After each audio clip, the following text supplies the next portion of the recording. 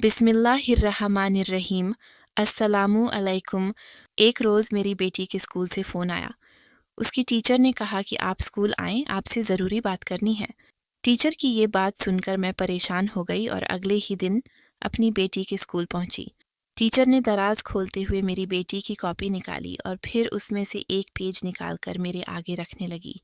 मैं आंखें फाड़े वो सारे पेज ध्यान से देख रही थी क्योंकि सभी पेजों पर एक ही तस्वीर थी।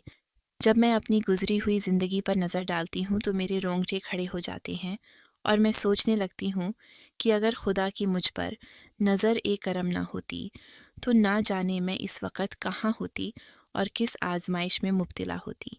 मेरा नाम आयशा है। अपने वालिदैन की हम 4 ही औलादें थीं। बड़ा भाई था और भाई से छोटी हम 3 बहनें थीं। बहनों में मेरा नंबर दूसरा था। यूं चारों बहन भाइयों में मैं सबसे छोटी थी। सबसे छोटी होने की वजह से माँ बाप की लाडली भी थी और शायद ये उसी लाड़ प्यार का नतीजा था कि मैं बड़ी तो हो चुकी थी, बचपन से लड़कपन और लड़कपन से अब नौजवानी की दहलीज पर कदम रख चुकी थी, मगर अभी तक मेरी फितरत में से ये बचपना गया नहीं था। बल्कि मुझे आज भी अच्छी तरह ये बात याद है कि अब्बा अक्सर मेरी तरफ देखकर फिक्र में मुब्तला हो जाया करते थे और अम्मा से कहा करते थे, आयशा की माँ, ये लड़की क्या करेगी ससुराल जाकर, इसे कुछ समझाया करो। मगर अम्मा हमेशा अब्बा की ये बात सुनकर मुस्कुराया करती थीं और कहा करती थीं, आप देखेंगे ससुराल जाकर ये अच्छी भली हो जाएगी। ये जो लापरवाहियाँ और ये जो बचपना है, ये माँ बाप के घर ही होता है। जब कंधों पर जिम्मेदारी पड़ती है तो फिर सब लड़कियाँ खुद ब खुद समझदार हो जाती हैं। अब्बा के चेहरे से साफ मालूम होता था कि वो मुतमिन तो नहीं हुए, मगर खामोश हो जाया करते थे। खैर, इसी तरह वक़्त धीरे धीरे गुजरता रहा। मेरे बड़े बहन भाई की शादी हो चुकी थी और अब शादी की बारी मेरी थी। अम्मा अब्बा रिश्ता देख रहे थे। मैं बहुत खुश थी। मुझे इस बात से कोई लेना देना नहीं था कि मैं ब्याह कर ससुराल जा रही हूँ। शौहर के घर की जिम्मेदारियां मेरे कंधों पर आ जाएंगी। इस तरह की मुझे कोई परवाह नहीं थी। मैं तो बस खुश थी कि शादी हो रही है, मेरे पास नए कपड़े होंगे, नए जूते होंगे, मेकअप का सामान होगा। बस मैं इन्हीं चीज़ों को लेकर बहुत खुश थी। खैर, इसी तरह वक्त गुजरता रहा और देखते ही देखते मेरी शादी का दिन आ पहुंचा। माँ बाप की हजारों दुआओं में मैं रुखसत होकर आसिम के संग उसके घर आ गई। शादी के शुरू के दिन तो बहुत खूबसूरत थे। मैं बहुत खुश रहा करती थी और अपने दिल में यही सोचती थी कि शादी तो बहुत अच्छी चीज़ है। रोज़ाना नए कपड़े पहनो, सज संवर कर तैयार हो जाओ और किसी न किसी के घर दावत खाने के लिए पहुंच जाओ। बहुत मज़ा आ रहा था इस काम में। मगर फिर धीरे धीरे जैसे जैसे दावतों का सिलसिला ख़त्म हुआ, जिंदगी अपनी रूटीन पर वापस आ गई, तो मुझे अंदाज़ा हुआ कि शादी तो वाकई एक बहुत बड़ी जिम्मेदारी है। ख़ास तौर पर सास और नंदों के रवैये, यहाँ तो ज़रा ज़रा सी बात का ख्याल रखना पड़ता है। और मैं तो बहुत ज़्यादा लापरवाह तबीयत की मालिक थी और अपनी इसी लापरवाह तबीयत की वजह से आए दिन मुझे कोई न कोई बात सुनने को मिलती थी। आए दिन मेरे घर में कोई न कोई नया झगड़ा खड़ा हो जाता था। शादी के 2 महीने बाद ही मुझे ये खबर मिली कि मैं माँ बनने वाली हूँ, मगर सच कहूँ तो ये मेरे लिए खुशी की खबर नहीं थी, क्योंकि 2 महीने के अंदर ही मैं अपनी सास और नंदों के रवैये से उकता चुकी थी। न वो मुझे समझने के लिए तैयार थीं और न ही मैं उन्हें समझने के लिए तैयार थी। अब सोचती हूँ तो एहसास होता है कि मुझे अपना बचपना छोड़ना चाहिए था। मुझे शादी को संजीदगी से लेना चाहिए था, मगर मैं तो चंद ही दिनों में उकता गई थी। मुझे ये शादी बोझ लगने लगी थी। मगर खैर, इसी तरह जब अपने वालिदैन के घर जाती तो अम्मी और अब्बा मुझे समझा बुझा कर भेज देते। सबका और मेरा अपना भी यही ख्याल था कि गुजरते वक्त के साथ सब कुछ ठीक हो जाएगा। इसी तरह देखते ही देखते 9 महीने का अरसा गुजर गया और मैंने एक बेटी को जन्म दिया। माँ बनने के बाद मैं बहुत खुश थी। ये एक अलग ही एहसास था। मगर दूसरी तरफ घर का माहौल निहायत तनावपूर्ण हो चुका था।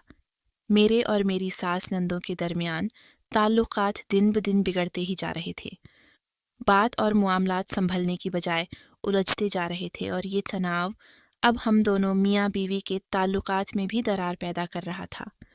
شروع میں عاصم میری بات کو سمجھا کرتے تھے، میرا ساتھ دیا کرتے تھے، مگر اب گزرتے وقت کے ساتھ وہ بھی شاید اکتا چکے تھے۔ وہ اب اپنی ماں اور بہنوں کا ساتھ دیتے تھے۔ اب ہر غلطی پر وہ بھی مجھے ہی ڈانٹتے تھے، مجھے ہی سمجھانے کی کوشش کرتے تھے۔ اسی طرح کرتے کرتے 1 سال کا عرصہ اور گزر گیا۔ اب میری بیٹی 1 سال کی ہو چکی تھی، مگر نہایت کوشش کے باوجود بھی میرے تعلقات اپنے سسرال والوں کے ساتھ اچھے نہ ہو سکے اور پھر بالآخر بات طلاق پر جا کر ختم ہوئی۔ عاصم نے مجھے طلاق دے دی اور میں اپنی 1 سال کی بیٹی کو لے کر اپنے والدین کے گھر پر واپس آ چکی تھی۔ میری طبیعت میں لاپرواہی اس حد تک تھی کہ اپنی اس طلاق پر اس وقت میں شکر ادا کر رہی تھی۔ میں نے دل ہی دل میں کہا کہ چلو شکر ہے، جان چھوٹی آئے دن کی مصیبت سے۔ اب میں یہ سمجھ رہی تھی کہ اپنی بیٹی کو لے کر ماں باپ کے گھر جاؤں گی اور میری زندگی میں سکون آ جائے گا، مگر یہ بھی میری غلط فہمی تھی۔ 4 دن کے اندر ہی مجھے اندازہ ہو چکا تھا کہ سکون یہاں بھی نہیں آئے گا، کیونکہ وہاں میری بھابھی اور اس کے بچے موجود تھے۔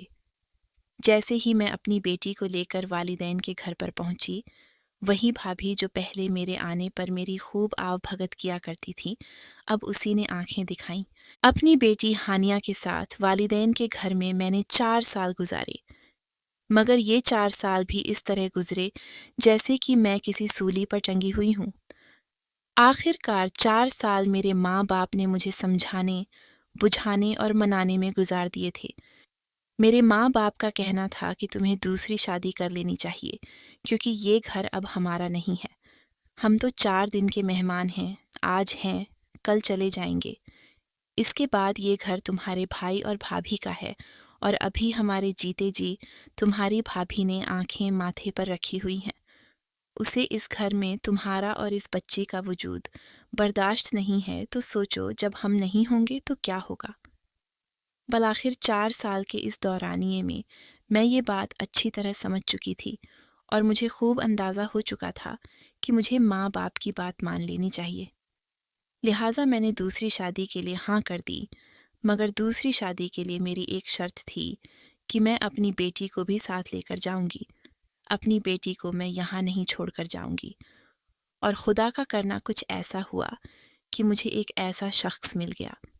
بلال پہلے بھی شادی شدہ تھا، مگر پہلے بچے کی پیدائش پر بلال کی بیوی اور بچہ دونوں وفات پا چکے تھے۔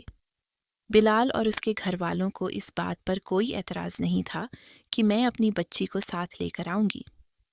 یوں چند ہفتوں میں ہی میرا رشتہ بلال کے ساتھ طے ہو گیا، اور میں ایک بار پھر دلہن بنی، اور اس دفعہ بیاہ کر میں بلال کے سنگ اس کے گھر آ گئی۔ میری بیٹی ہانیہ ابھی میری اماں کے پاس تھی۔ اماں نے کہا کہ شادی کے 1-2 ہفتے بعد تم اسے اپنے ساتھ لے جانا۔ بلال کے ساتھ وقت گزرا تو معلوم ہوا کہ وہ بہت ہی اچھا انسان ہے۔ شادی کے 1 ہفتے کے بعد ہی میں اپنی بیٹی ہانیہ کو اپنے پاس لے آئی تھی، اور یہ دیکھ کر مجھے بہت خوشی محسوس ہوتی تھی کہ بلال میری بیٹی سے بہت ہی زیادہ پیار کرتا تھا۔ اس نے کبھی بھی میری بیٹی کے ساتھ کوئی فرق نہیں کیا تھا۔ بلال کا اپنا الگ سے گھر موجود تھا۔ شادی کے لیے وہ اپنے والدین کے گھر میں آیا ہوا تھا، لیکن جہاں وہ نوکری کرتا تھا، کمپنی کی طرف سے اسے گھر ملا ہوا تھا۔ شادی کے 1 مہینے بعد ہی ہم دونوں میاں بیوی میری بیٹی کے ساتھ اس گھر میں شفٹ ہو چکے تھے۔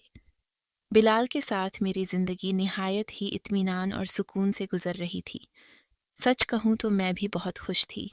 بلال کے ساتھ جو میری زندگی گزر رہی تھی، یہ وہ زندگی تھی جو مجھے پسند تھی۔ یہ وہ زندگی تھی جو میں جینا چاہتی تھی۔ آئے دن ہم دونوں کسی نہ کسی پارٹی میں ہوتے تھے۔ بلال کا سوشل سرکل اتنا بڑا تھا، اور دھیرے دھیرے میری بھی بہت سی نئی سہیلیاں اور دوست بن رہی تھیں۔ ہمارے گھر میں بھی ہر 10 دن بعد ایک بڑی پارٹی ارینج کی جاتی تھی۔ گھر میں نوکر چاکر تھے، 2 گاڑیاں تھیں، ہر طرف پیسے کی ریل پیل تھی، اور سب سے بڑی اور مزے کی بات یہ تھی کہ کوئی بھی روک ٹوک کرنے والا نہیں تھا۔ اور خود بلال، وہ تو اتنا اچھا انسان ثابت ہوا کہ اس سے تو میری کسی بات سے کوئی شکایت نہیں تھی۔ میں جس وقت گھر سے جاؤں، جس وقت گھر پر واپس آؤں، جیسا چاہے لباس پہنوں، اس سے میری کسی بات پر کوئی اعتراض نہیں تھا۔ یوں کہا جائے کہ میں اپنی من پسند زندگی جی رہی تھی، اپنے خوابوں کی زندگی جی رہی تھی۔ میرے بہن بھائی بھی خوش تھے کہ چلو اس کی زندگی سے مشکلات ختم ہوئیں تو سب نے سکون کا سانس لیا۔ میری بیٹی کو میں اسکول میں داخل کروا چکی تھی۔ گھر میں 2-2 3-3 ملازمہ تھیں جو سارے گھر کا کام بھی کرتی تھیں اور میری بیٹی کی دیکھ بھال بھی کرتی تھیں۔ میری اور بلال کی شادی کو 1 سال ہونے والا تھا، مگر اب تک میں نے بچہ پیدا کرنے کا فیصلہ نہیں کیا تھا۔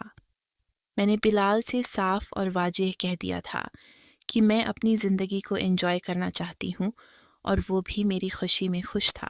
اسی طرح بہت اطمینان سے وقت گزر رہا تھا کہ ایک دن میری بیٹی کے اسکول سے مجھے کال موصول ہوئی۔ پرنسپل نے کہا کہ آپ ہانیہ کی والدہ بات کر رہی ہیں؟ میں نے کہا جی بالکل، میں ہانیہ کی ماں ہوں۔ انہوں نے کہا کہ ہمیں آپ سے ایک ضروری بات کرنی ہے، کل آپ 11 بجے آفس پہنچیں گی۔ میں نے کہا ٹھیک ہے۔ پرنسپل کی یہ کال سننے کے بعد میں کچھ پریشان ہو گئی تھی۔ اس دوران میں نے ٹی وی دیکھتے ہوئے اپنی بیٹی پر ایک نظر ڈالی۔ وہ خاموشی سے کارٹون دیکھنے میں مشغول تھی۔ آخر پرنسپل نے مجھے کال کیوں کی؟ انہیں مجھ سے کیا بات کرنی ہوگی؟ میری بیٹی تو ابھی بہت چھوٹی کلاس میں ہے، پڑھائی کا تو کوئی معاملہ نہیں ہو سکتا، کیونکہ میری بیٹی بہت اچھے ٹیوٹر سے ٹیوشن بھی پڑھتی تھی اور فیس تو ہم ہمیشہ ایڈوانس میں جمع کروا دیا کرتے تھے۔ پھر آخر ایسی کیا بات ہو سکتی ہے؟ یہی سوچتے سوچتے میں رات کو اپنے بستر پر سونے کے لیے چلی گئی۔ صبح 10 بجے میری آنکھ کھلی۔ دیکھا تو میری بیٹی اسکول جا چکی تھی اور بلال بھی اپنے آفس جا چکے تھے۔ میں نے ملازمہ سے ناشتہ تیار کرنے کو کہا اور خود نہا دھو کر ایک اچھا سا لباس منتخب کیا اور تیار ہو گئی۔ تیار ہو کر میں نے ناشتہ کیا اور ڈرائیور کو ساتھ لے کر اسکول پہنچ گئی۔ آفس میں پرنسپل کے پاس پہنچی تو انہوں نے مجھے بیٹھنے کا اشارہ کیا اور ہانیہ کی ٹیچر کو آفس میں بلایا۔ میں خاموشی سے یہ ساری کارروائی دیکھ رہی تھی اور دل ہی دل میں دعا کر رہی تھی کہ یا اللہ سب خیریت ہو۔ نہ جانے کیوں میرا دل بری طرح سے گھبرا رہا تھا۔ پرنسپل نے مجھے پانی کا گلاس پیش کیا۔ ہانیہ کی ٹیچر اب بھی آفس میں نہیں آئی تھیں کہ پرنسپل نے مجھ سے کچھ سوال جواب شروع کیے۔ وہ کہنے لگیں کیا آپ ہانیہ کی سگی ماں ہیں؟ میں نے حیرت سے ان کے چہرے کی طرف دیکھا اور توند لہجے میں کہا یہ کیسا سوال ہے؟ میں ہانیہ کی سگی ماں ہوں۔ پرنسپل اسی طرح کے چھوٹے چھوٹے اور سوال کرنے لگیں کہ اسی دوران ہانیہ کی ٹیچر آفس میں داخل ہوئی۔ سلام کہنے کے بعد وہ بھی میرے برابر والی کرسی پر بیٹھ گئی۔ میں نے اپنا تعارف کروایا اور بتایا کہ میں ہانیہ کی والدہ ہوں، تو اس نے بھی بتایا کہ وہ ہانیہ کی ٹیچر ہے۔ میں نے ان سے پوچھا کہ کہیں آپ نے مجھے اسی لیے بلایا ہے؟ سب خیریت تو ہے نا؟ ٹیچر نے ایک نظر پرنسپل کی طرف دیکھا اور کہنے لگی آپ ہانیہ کی والدہ ہیں، کیا آپ بتا سکتی ہیں کہ آپ کی بچی کو کیا پریشانی ہے؟ کیا گھر میں آپ دونوں میاں بیوی لڑتے جھگڑتے ہیں؟ میں نے کہا بالکل بھی نہیں، ہم دونوں میاں بیوی بہت پیار اور محبت سے رہتے ہیں، مگر آپ یہ سوال کیوں کر رہی ہیں؟ میں نے جلدی سے اپنا سوال کیا تو ٹیچر کہنے لگی اسی لیے کہ آپ کی بیٹی کسی الجھن کا شکار ہے۔ ٹیچر کی یہ بات سن کر میرے چہرے پر تفکر اور پریشانی پھیل چکی تھی۔ میں نے الجھتے ہوئے ان سے ایک اور سوال کیا اور کہا کیسی الجھن؟ میں آپ کی بات کو سمجھی نہیں۔ تبھی ٹیچر نے کہا میں آپ کو ایک چیز دکھاتی ہوں جس سے مجھے تو یہ اندازہ ہو رہا ہے کہ آپ کی بیٹی کے دل میں کوئی بات ہے، کوئی ڈر یا خوف ہے یا وہ کسی الجھن کا شکار ہے، آپ خود دیکھ لیجئے۔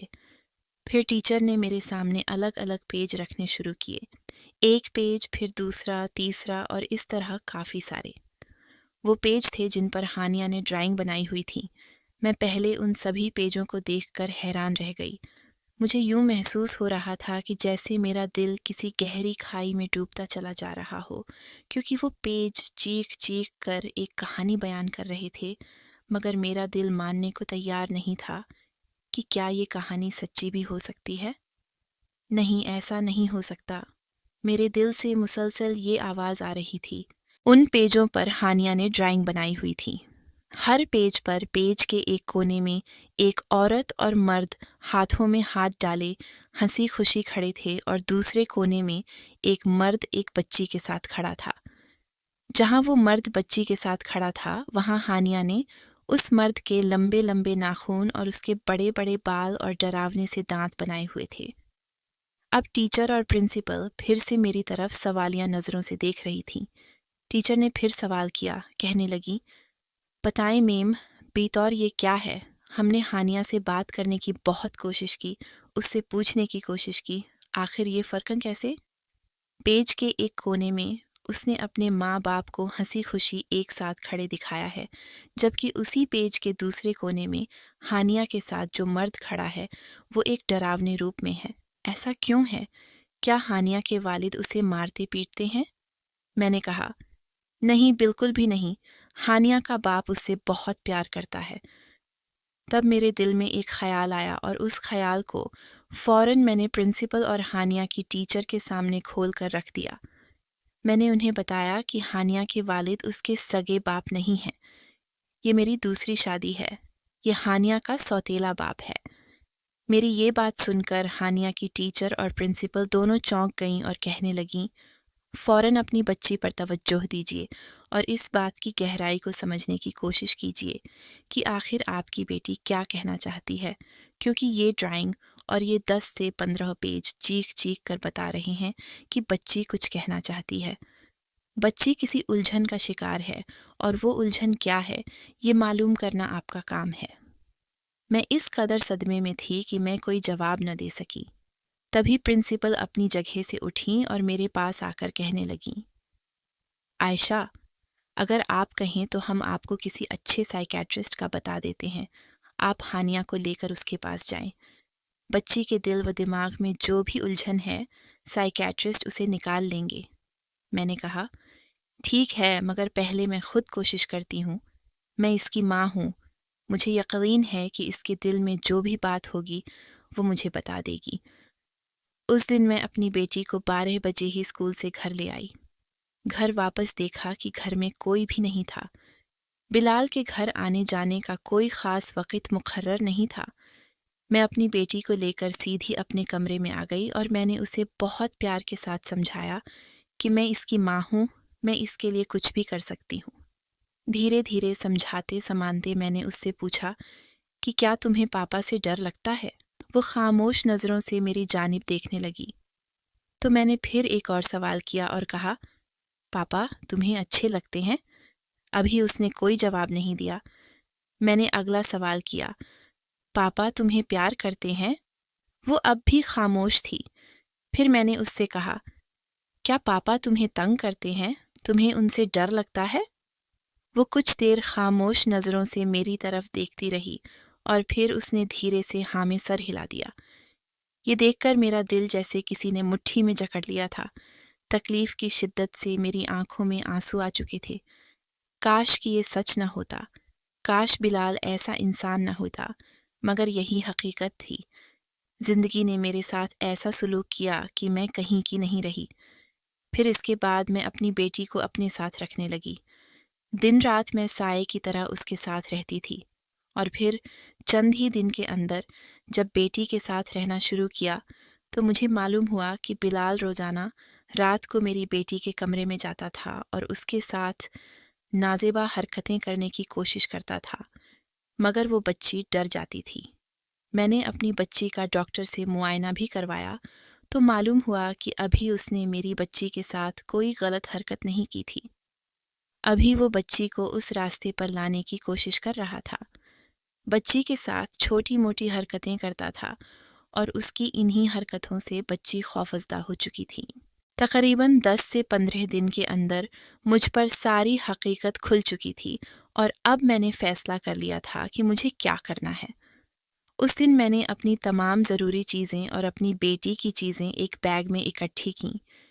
جب میں گھر چھوڑ کر جانے لگی تو بلال حیران پریشان میرے پیچھے دوڑا اور کہنے لگا کہ آخر وجہ کیا ہے؟